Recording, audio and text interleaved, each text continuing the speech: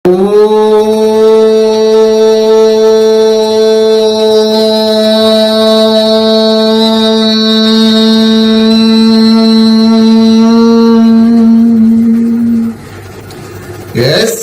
భూమిః ప్రమాంతరిక్షముతో ధరం దివం యశ్చక్రే మూర్ధానం తస్మై జ్యేష్ఠాయ బ్రహ్మణే నమః. ఓం ఎలాంటి వారు పరమాత్మను ఎదుటనే ఉంచుకుంటారు? ఎలాంటి వారు పరమాత్మ ద్వారా శుభ ప్రేరణ పొందుతారు? అధ్యాయం 1 259వ పేజీ సార్. అవును సార్, అవును సార్. ఎవరు జగన్నాయకుడు అని అక్కడ భావార్థం అక్కడితే కదా సార్? అదే సార్. ఎవరు జగన్నాయకుడు, ఉత్కృష్ట జ్ఞాని, సదాచార ప్రేమి, మహనీయులుగా ఉందురో వారు నిరంతరము పరమాత్మను ఎదుటనే ఉంచుకొని మరియు ఆయనతో శుభ ప్రేరణలను పొంది సకల కార్యములు అనర్చుకొనుచుందురు. దానివల్ల వారి ప్రశస్తి మరియు ఖ్యాతి ప్రపంచమంతటను వ్యాప్తి చెందును. అటులనే ఓ స్త్రీ పురుషులారా, మీరు కూడా మీ జీవితమంతయును దివ్య గుణ కర్మలు గల జ్యోతిష్మంతుడగు పరమాత్మకు సమర్పించి ఆయన ప్రేరణచే కర్తవ్య కర్మలలో బుద్ధిని ప్రయోగించి జగత్తునందు ప్రశస్తిని పొందుచుండు. ఇక్కడ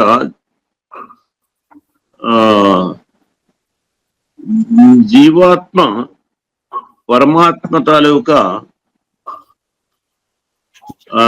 పరమాత్మను ఎప్పుడును చింతిస్తూ పరమాత్మనే సాక్షాత్కారం అనర్చుకుంటూ నిరంతరము పరమాత్మనే ఎదుట ఉంచుకొని ఆయనతో లీనమై తను చేస్తున్నటువంటి సకల కార్యాలన్నీ తన్ని దృష్టిలో పెట్టుకోనండి తనకే అర్పిస్తూ దానివల్ల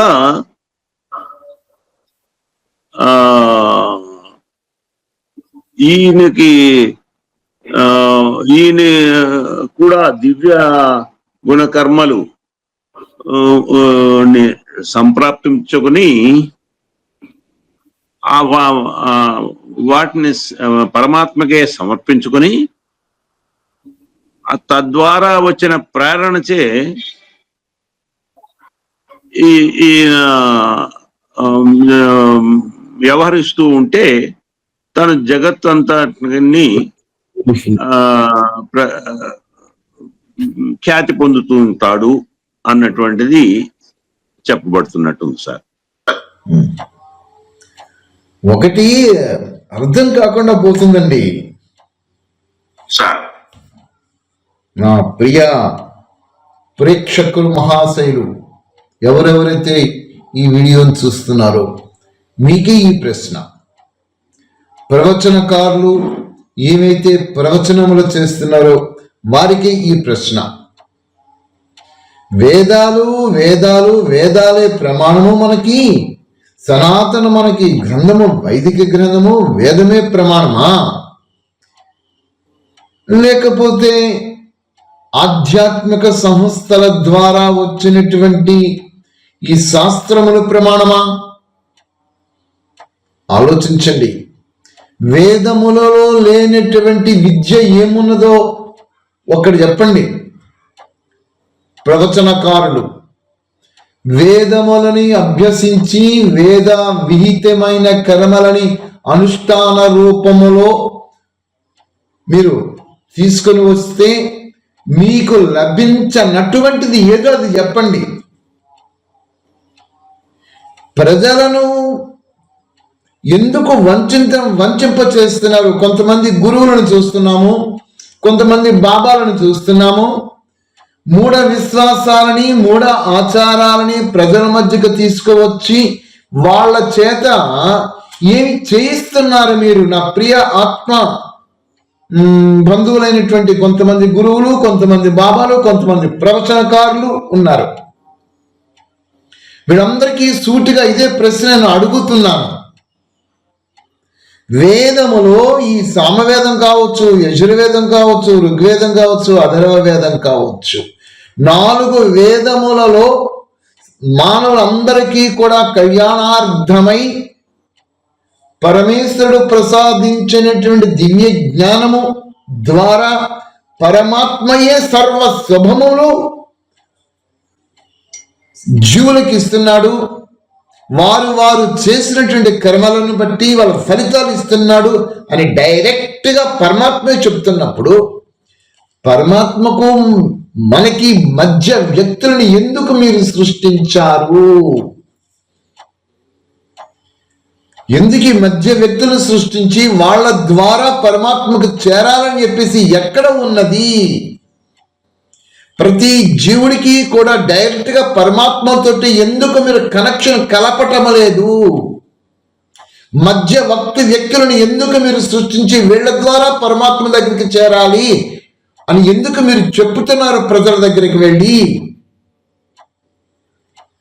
నా ప్రియ గురువులు, బాబాలు, కొంతమంది ప్రవచనకారులు ప్రజల మధ్యకు వచ్చి సత్య జ్ఞానమైనటువంటి వేదాలలో వివిధ విధానాలతో సర్వ మానవుల కళ్యాణార్థమై ఆ పరమేశ్వరుడు ప్రసాదించిన దివ్య జ్ఞానాన్ని అరటిపండు ఒలిచి పెట్టినట్టుగా మీరు ఎందుకు చెప్పటం లేదు? ఈ శాస్త్రాలలో ఉన్న విషయాలను తీసి ఇది చేస్తే మీకు ఇది లాభము, అది చేస్తే మీకు ఇది లాభము, ఇది చేయండి మీ దోషాలు పోతాయి, ఇవి చేయండి మీ పాపాలు పోతాయి, ఇవి చేయండి మీకు ఈ ప్రాప్తి వస్తుంది, ఈ విధమైనటువంటి విధానాలు వేదాలు లేనప్పుడు మీరు ఎందుకు చెప్పుతున్నారు వీళ్ళకి? అసలు జీవుడు జన్మించిన తర్వాత వీడి లక్ష్యం ఏమిటి? వీడి గమ్యం ఏమిటి? ఇది కదా బోధించాలి. ఓ ప్రేక్షక మహాశైలారా, నా ఆత్మ బంధువులారా, ప్రియ ఆత్మీయ సోదరి సోదరుమణులారా, మూఢ విశ్వాసాలకు వెళ్ళకండి, మూఢ ఆచారాలకు వెళ్ళకండి, గుడ్డి నమ్మకాలకు వెళ్ళకండి. స్వయం పరమాత్మయే వచిస్తున్నాడు. మీరు నాతోటి సంబంధం పెట్టుకోండి, మీ సకల కామనలను నేను తీర్చుతాను చెప్తున్నాడు. అక్కడ వేదంలో చెప్తున్నాడు. మరి మీరు ఏమి ఆశించి వీళ్ళని XYZ పట్టుకుంటున్నారండి? ఓ ప్రేక్షక మహాశైలు, ఈ వీడియోని ఎవరైతే చూస్తున్నారో మిమ్మల్ని అడుగుతున్నారు ప్రశ్న. మీరు ఏమి ఆశించి ఏమి కావాలి అని వీళ్ళు చెప్పింది అది పట్టుకొని ఇది పట్టుకుని ఇది పట్టుకుని అవి చేసి ఇవి చేసి ఇవి చేసి మీ ధనాన్ని ఎందుకు వ్యయం చేసుకుంటున్నారు? అమూల్యమైనటువంటి సమయాన్ని ఎందుకు వ్యయం చేసుకుంటున్నారు? మీ యొక్క జీవన గమ్యము, మీ జీవన లక్ష్యం ఏదైతుందో దాని నుంచి ఎందుకు వంచితం అయిపోతున్నారండి? ఆలోచించుకోండి. ఈ ప్రశ్న మీకే, మీకే. అందుకే వెనకకు తిరగండి. Go back to the Vedas, go back Vedas. వేదాస్కి వెళ్ళండి, మరలండి, వేదాలను చదవండి, వేదాలను వినండి, వినిపించండి, చదివించండి, జ్ఞానాన్ని వృద్ధి చేసుకోండి, పరమాత్మతో సంబంధం పెట్టుకోండి. అదే మా స్లోగన్. మరి మీ ఇష్టం ఏం చేస్తారు? మీకేమీ వ్యతిరేకం కాదు. మేము మీ సిద్ధాంతం ఏదైతుందో ఆ సిద్ధాంతాన్ని ప్రశ్నిస్తున్నాను, మిమ్మల్ని ప్రశ్నించటం లేదు. మీ సిద్ధాంతం ఏది పట్టుకొని ఉన్నారో ఆ సిద్ధాంతాన్ని అడుగుతున్నాను. ఆ సిద్ధాంతం వేద ప్రమాణంతో ఉన్నదా? పరిశీలించారా? చూసారా? వేదం ఏం ఘోషిస్తుంది? మీరు ఏం చేస్తున్నారు? ఈ ప్రవచనకారులు కావచ్చు, ఈ బాబాలు కావచ్చు, గురువులు కావచ్చు, సాధు సన్యాసులు కావచ్చు, కొంతమంది పండితులు కావచ్చు, విద్వాంసులు కావచ్చు, ఎవరైనా సరే వేద ప్రమాణములతో ఉన్న జ్ఞానాన్ని ప్రజల దగ్గర తీసుకొచ్చి ఇదిగో వేదం ఇది చెప్పింది, ఇది కాదు అని ఖండించి మీరు ఎందుకు చెప్పటం లేదు నా ప్రియ ఆత్మ బంధువులు? ఆలోచించండి, ప్రశ్నించుకోండి, మిమ్మల్ని మీరే ప్రశ్నించుకోండి. మీ లక్ష్యం ఏమిటో మీకు అర్థమవుతుంది. ఈ వ్యక్తులతోటి మీరు ఎవరినైతే ప్రేమించారో వారితోటి, మీ సంబంధీకులతోటి లేదా ఐశ్వర్యముతోటి ఇదే శాశ్వతమా? వాటితోటి మీ జీవనయాత్రయా? మీ లక్ష్యము, మీ గమ్యము ఉష్కాకి, వాటితోనే తిరుగుతుంటారు. సరే, ఒకవేళ మీకు సంపదే కావాలి, మీకు ఐశ్వర్యమే కావాలి అనేటట్లయితే పరమాత్మ దగ్గరికి వెళ్ళిపోండి, ఆయన పట్టుకోండి. మీ కార్యాచరణను మార్చండి, మీ చరిత్ర మార్చండి, అన్ని మీకు అనే ప్రసాదించేస్తాడు. తిరుగులేదు, ఇస్తాడు. సరే, ఈ మంత్రం ఏం చెప్పింది, ఏం చెప్తున్నారు ఒకసారి మళ్ళీ చెప్పండి సార్. ఎవరు జగన్నాయకుడు, ఉత్కృష్ణ జ్ఞాని, సదాచార ప్రేమి, మహనీయులుగా అందురో వారు నిరంతరము పరమాత్మను ఎదుటనే ఉంచుకొని మరియు ఆయనతో శుభప్రేరణను పొంది సకల కార్యములు అనర్చుకొనుచుందురు. దానివల్ల వారి ప్రశస్తి మరియు ఖ్యాతి ప్రపంచమంతటను వ్యాప్తి చెందును. అటులనే ఓ స్త్రీ పురుషులారా, మీరు కూడా మీ జీవితమంతయును దివ్యగుణ కర్మలు గల జ్యోతిష్మంతుడగు పరమాత్మకు సమర్పించి ఆయన ప్రేరణచే కర్తవ్య కర్మలలో బుద్ధిని ప్రయోగించి జగత్తునందు ప్రశస్తిని పొందుచుండు. ఓ ప్రేక్షక మహాశయ, వీడియో చూస్తున్నావు కదా, ఏం చేస్తున్నావు? నిజంగా మీ కర్మలన్నీ ఆయనకి సమర్పిస్తున్నారా? నేర్చుకోండి, ఇది నేర్చుకోవాలి మీరు. పరమాత్మకే సర్వ కర్మ, దీన్నే చెప్పారు కదా, కర్మ త్యాగము, కర్మ ఫల త్యాగము, కర్తృత్వ త్యాగము చేస్తున్నారా? ఏం నేర్చుకుంటున్నారు మీరు? ఏమి అడుగుతున్నారు? అయ్యా రామాజు గారు, మీరు ఏం చెప్తారు చెప్పండి సార్.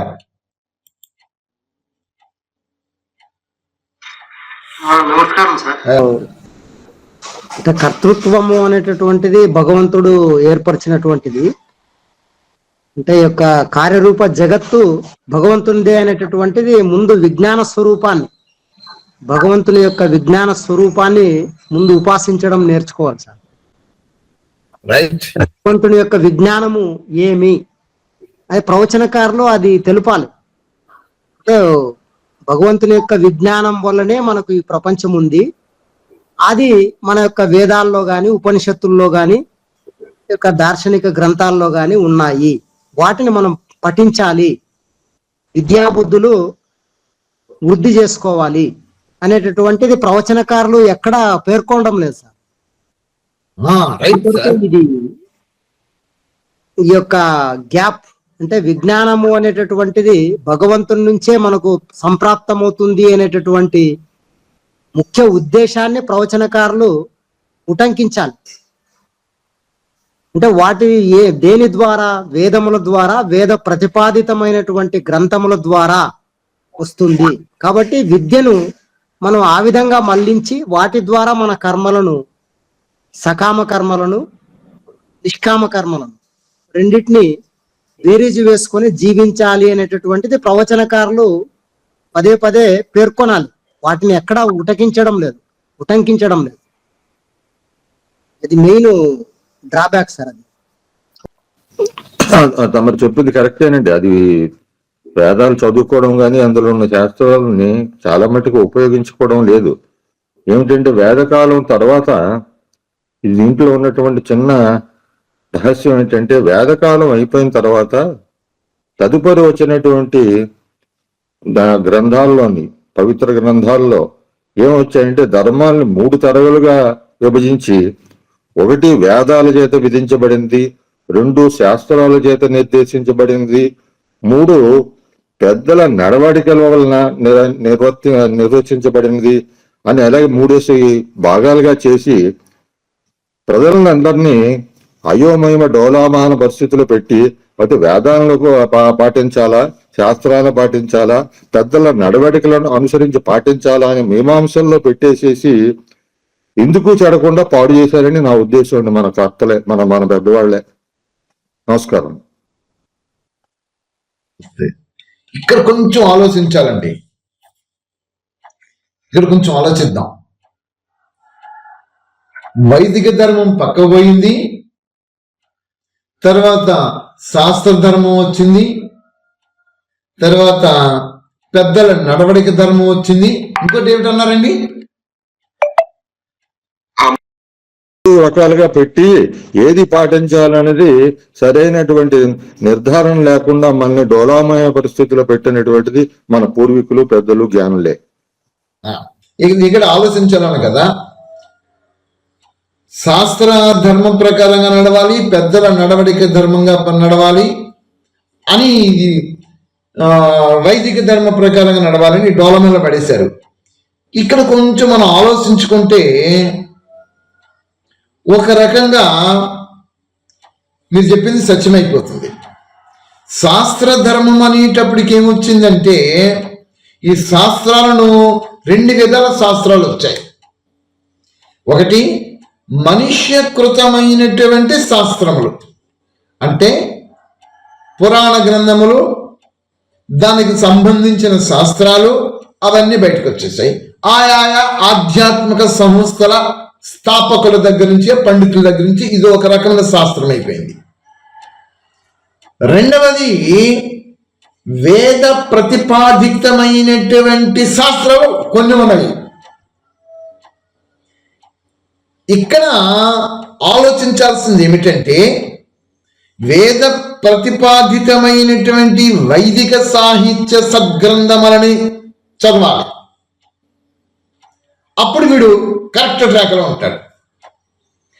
రెండవది ఈ ఆధ్యాత్మిక సంస్థల యొక్క వాళ్ళ విధానాలతోటి పురాణములు కావచ్చు, దానికి సంబంధించిన సాహిత్యం కావచ్చు, అది రాసుకుంటూ వచ్చారు కదా, అది 2వ శాస్త్ర పద్ధతిగా అది వచ్చింది. దీన్ని ఎస్టాబ్లిష్మెంట్ చేసుకున్నారు. వేద విహితమైనటువంటి వైదిక ధర్మంతో ఏదైతే ప్రతిపాదితమైనటువంటి శాస్త్రం ఉందో దాన్ని పక్కకి తీశారు. మీరు చెప్పింది కరెక్టే సార్, అది పక్క పోయింది. ఈ ఆధ్యాత్మిక సంస్థ స్థాపకుల ద్వారా వచ్చినటువంటి శాస్త్రాలు ఏవైతున్నావో ఈ బాబాలు కావచ్చు, ఈ పండితులు, విద్వాంసులు, ఆ సంస్థ స్థాపకుల దగ్గర నుంచి వాళ్ళ దగ్గర నుంచి కావచ్చు, ఇవి ప్రచారం అయిపోయాయి. దాంతో డీవియేషన్ అయ్యింది. ఇది పోతే పెద్దలు ఇప్పటికీ మహానుభావులు ఉన్నారు. వేద విహితమైనటువంటి వేద ప్రతిపాదితమైనటువంటి శాస్త్రములతో వారి జీవితాన్ని ముడిపెట్టుకొని దాని ప్రకారంగా జీవన విధానాన్ని నడిపించుకుంటూ వెళ్ళే వారు కొంతమంది ఉన్నారు. అలాంటి వారు తక్కువగా కనబడుతున్నారు. రెండవ విధానంలోకి వచ్చినప్పటికీ అవి నడవడికలన్నీ కూడా పెద్దవారైనటువంటి వారు కొంతమంది ఈ ఆధ్యాత్మిక సంస్థలు ఏమైతే వీళ్ళు ప్రవచనాలు చెప్పుకున్నారో, శాస్త్రాలు రచించుకున్నారో, పురాణాలు రచించుకున్నారో, వీటిని ఎస్టాబ్లిష్మెంట్ చేసుకుంటూ దానికి అనుగుణంగా వీరి జీవన విధానాన్ని ముడిపెట్టుకొని ఆ విధంగా తీసుకెళ్ళి వెళ్ళిపోయేటటువంటి వారు ఉన్నారు. ఇప్పుడు ఈ మధ్యన ఉండినటువంటి వాళ్ళు కొంతమంది ఇటు వైదిక సాహిత్యము, సద్గ్రంథ పఠనం తెలియకుండా ఈ యొక్క ఆధ్యాత్మిక సంస్థ స్థాపకుల దగ్గర నుంచి వచ్చినటువంటి ఆయా గ్రంథములు, ఆ శాస్త్రములు అవి కూడా సరిగా తెలియక మధ్యన పడిపోయినటువంటి వాళ్ళు ఏం చేయాలో మీరు చెప్పినట్లుగానే డోలమైన పడిపోయారు. ఇప్పుడు ఎలాగా, ఏం చెయ్యాలి? నిన్న మేము మీటింగులో అదే చెప్పా. ఏం చేస్తున్నారు? మీ గమ్యం ఏమిటి? మీ లక్ష్యం ఏమిటి? వేదాలు ఏం చెప్తున్నవి? మీరు ఏం చేస్తున్నారు? సద్గ్రంథం ఏం జరుగుతుంది? వేదములు ప్రతిపాదితమైనటువంటి ఆ సద్గ్రంథాల పఠనంతో, వాటి అనుష్ఠానంతో మీ లక్ష్యము చక్కగా నెరవేరుతూ పోతూ ఉంటుంది, మీ గమ్యం చేరుకుంటారు. మరి ఇక్కడికి వచ్చినప్పటికీ అని చెప్పడం జరిగింది. చాలా మంది ఏమైపోయారు, ఆధ్యాత్మిక సంస్థలకి కనెక్ట్ అయిపోయి అక్కడి నుంచి వచ్చినటువంటి శాస్త్రాలు చదువుకుంటూ ఇవే ప్రమాణం అన్నారు. నా పక్కన ఒక ఆయన కూర్చొని వేద పండితుడు, ఆయన కూడా కూర్చున్నారు. ఆయన గారు నాకు చూపిస్తున్నారు, వారి సెలలో ఒక మంత్రం చూపిస్తున్నారు. చూపించి రాముడు దేవుడు అన్నట్టుగా ఉన్నది ఆ మంత్రంలో. ఏం చెప్పాలి నాకు అర్థం కాకుండా అయిపోయింది. మీరే చెప్పండి సార్ అన్నాను. రాముడు దేవుడండి అన్నాడు. తర్వాత మీరు కృష్ణ యజుర్వేదురా శుక్ల యజుర్వేదురా అని చూస్తే కృష్ణ యజుర్వేదం. మరి శుక్ల యజుర్వేదం ఏం చెప్పింది? కృష్ణ యజుర్వేదం ఎప్పటి నుంచి వచ్చింది? ఈ శుక్ల యజుర్వేదంలో ఉండినటువంటి విధానాన్ని తీసుకొని వారికి అనుగుణంగా కొన్ని మంత్రములు రచించుకొని వాడు చెప్పుకుంటే దాన్ని సపరేట్ చేసి పెట్టుకున్నారు. దాన్ని ఫాలో అయిపోతున్నారు ఇప్పుడు.